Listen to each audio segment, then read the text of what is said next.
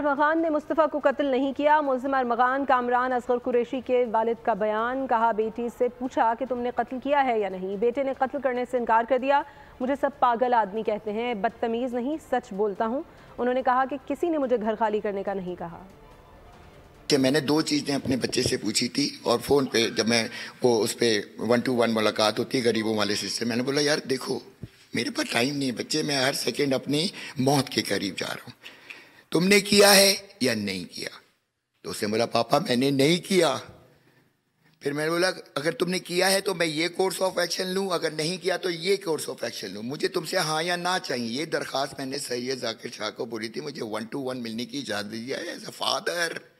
आज तक मुझे इजाज़त नहीं मिली है। आपने देखा है खुद कोर्ट के दरवाजे बंद होते, एक मैड मैन आ रहा है, बदतमीज़ी कर रहा है।